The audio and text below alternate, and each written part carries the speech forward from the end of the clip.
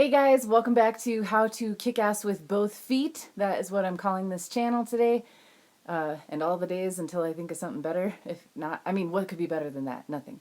That is the name of this frickin' YouTube channel. Hello, it's nice to be talking with you because I like honoring my commitments, and I have a commitment for a full year to be here every week on Saturdays usually. And if I'm not going to be here Saturdays, then I will figure out a way to record this and have it ready for you before then.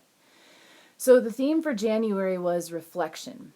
And this is my last video for January, and so I'm thinking about reflection and what that means. And the point of this video, the why that I finally settled on here was to be like, let's be on the path to greatness and huge lives together. So I'm kind of starting at ground zero in a lot of ways. I have done a lot of inner work that is serving me, but as far as the outer realms, as far like the successes I want to have in my life and the things I want to do with my art and the money that I want to make, those things are all like I'm creating that now. And I think it would be cool to have someone that, if you're in that same boat where you're trying to create this life for yourself, it's really good to have people that have kind of made it, quote unquote, that are already there with all this stuff and like teaching people how to get that. But I think it would be cool to have someone, me, that is like right there with you, that's like, hey, let's try this, let's do this, this worked for me, this did not work for me, and then see what happens in a year, right? I am predicting massive success and amazing results, and I want to be really transparent with you all with what I'm trying to achieve and what I am doing to get that. And I think it's going to be, it's less about, oh, let's go out and get a bunch of stuff, but like really going for like naming the things that you really want in this life, the stuff that makes your heart soar, stuff that gets you really excited, the things that are going to make you want to jump out of bed and just be like, here I am, I'm so stoked, I love this life. And how do you add more of that into your life, and how do you continue to push past any obstacles or fears or whatever? So I've just been reflecting on January, and a big thing that I've been working with and practicing with is the approach to getting a job. I'm really not interested in just getting a job. I want to be self-employed. I want to create an income that's based on my art and my visions and my dreams.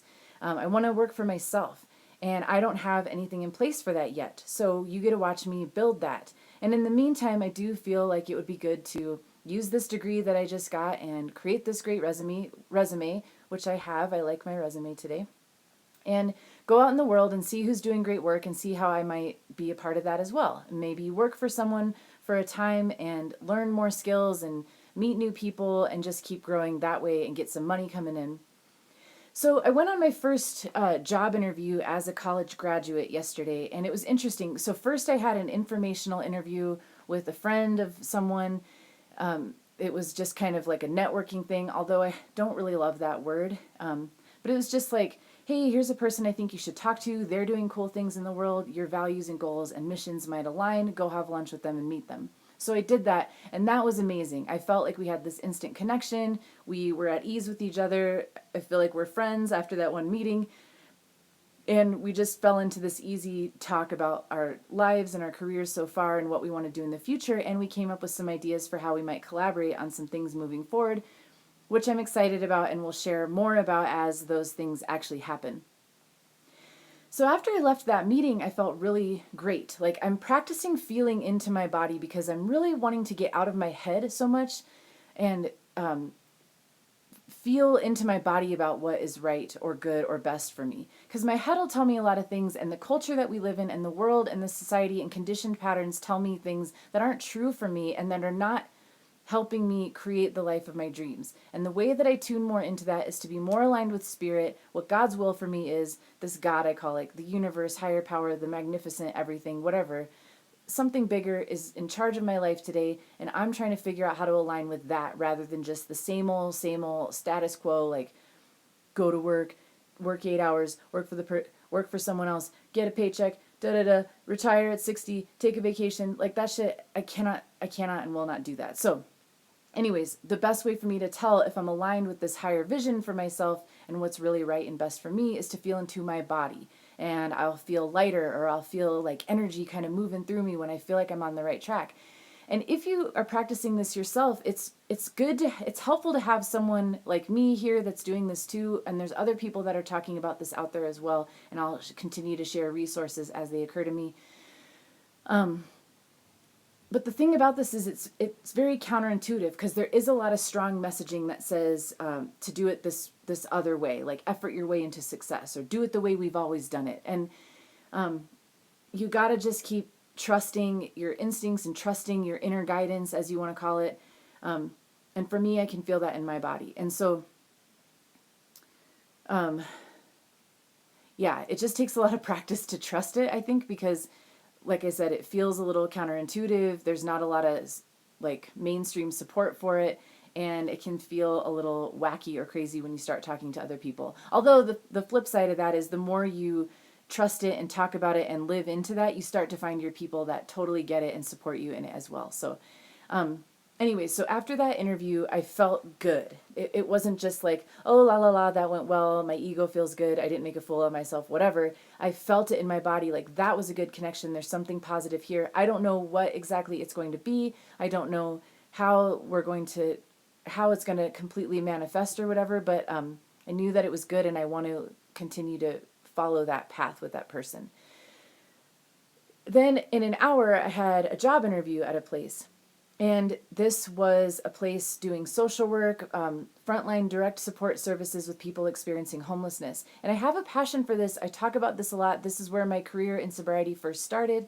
But I've had to really come to terms with the fact that maybe I don't actually want to work with this population anymore. It's not that I don't want to work with them, but I want to work with them on my terms. And I don't necessarily feel at my best and super energized when I'm just putting the Band-Aid on the wound, so to speak. Like, we're working at a place, it's got a great mission, it's got a great heart. I totally support and love the work they do. But the role was for someone who was just going to, it was for a peer navigator position, which I love. Again, I trained as a peer. I loved being a peer. But I could feel the energy in my body just starting to like get heavier and heavier as I walked in. And it was kind of conflicting, because my resume says I should be doing this kind of job. My past experience says I should be doing this kind of job. The stuff I was talking about and excited about and the consulting that I've done says I should be doing this kind of job. And then I have this like inner moral compass, because who decided what is actually like right and good for me except me? I get to decide that. But there's this little voice inside of me that's like, you should feel guilty if you don't work with this population, because that's the people that need the most help. And it's like this martyr situation. And I know that doesn't work. It's not super effective to go in. No one wants to be helped by someone who's just there because they think they should, or like it's the noble, righteous thing to do. So it's like this inner, this like cognitive dissonance that's going on, where it's like, gosh, I was good at this work. I was trained in this work. I loved this work for a time.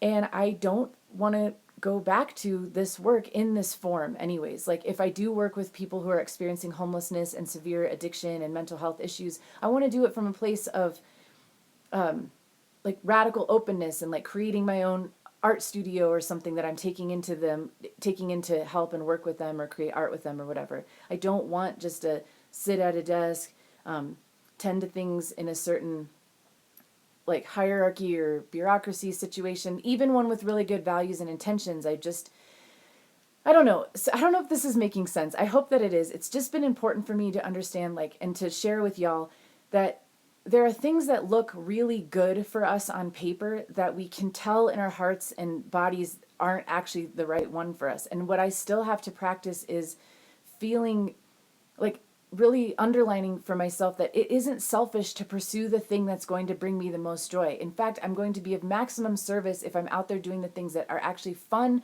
for me and use my gifts and let me feel energized and excited. I'm going to be of better service that way. And I just have to keep remembering and catching when I'm turning towards the shoulds and oughts, and keep gently guiding myself back to, what do I want to do? What do I really want to do? And go for that. Because I'll tell you, a big part of when I think about what I really want to do, it's paint murals, it's be self-employed, it's start a business with my dear friend, helping other artists, and it's creating programming for people that are in marginalized or oppressed situations, using art and being joyful in that approach. And me like taking my resume to job interviews to just go get a job that had like bullet point descriptions that yes, I can check off the box that I'd be a good fit for that job.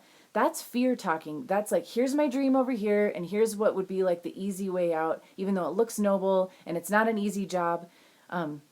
And I need to just keep turning towards the thing that I really want to do and figuring out what's blocking me from going all in on that. And that's my work in the world to do, is what I've decided. And that was confirmed in that interview because I could feel the energy getting heavier while I was there. And then I felt just, I was like a cat in pajamas. Like the putting on this outfit for an interview and sitting in the interview and the questions in the packet and the rigidity of it and the cubicles and these are the hours that you'll work. And I was just like, no, I want to be making art and stuff. And guess what? I am leaning into, for this year at least, and probably for the rest of my life, I'm just going to keep practicing and trusting and having radical faith that that is not a selfish thing to want.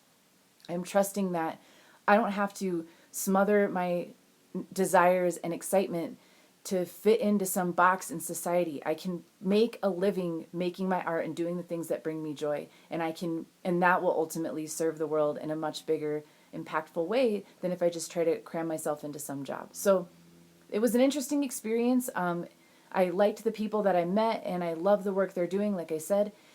But I just checked in with my body after it, and luckily I have really amazing friends, and my one friend was like, how did that feel after the one interview? And how did it feel after the second? And just kind of this knowingness of like, your body knows, your higher self knows, your soul knows, trust the feelings and follow that. So I'm going to put more work into the first meeting.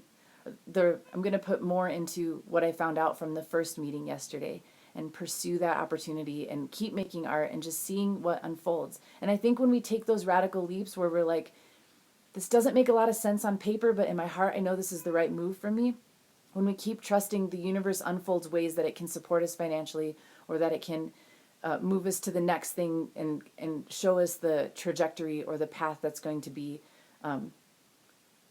lucrative and supportive and help us get to where we want to go. So I hope this made sense. I hope you take time to reflect on the past month, the past day. There's so much good in reflection of all kinds. Reflecting on a meeting or a feeling that came up and just taking time to be with it rather than running from it right away, even if it's uncomfortable. Like after that interview, when I was super uncomfortable and I felt kind of just deflated and depressed and like meh, I thought my first instinct was to like eat some food and put on some headphones and just kind of move on to the next thing and kind of run away from it. But I've been practicing in the spirit of reflection. I've been practicing just being with those feelings and not judging them, not trying to get rid of them, not trying to escape them right away, but just feeling that feeling. And there's so much information there. And that's how I got some more clarity about the job hunt and the vocation that I'm seeking for myself and how I will steer it as I move forward in these next few days, weeks, months, years.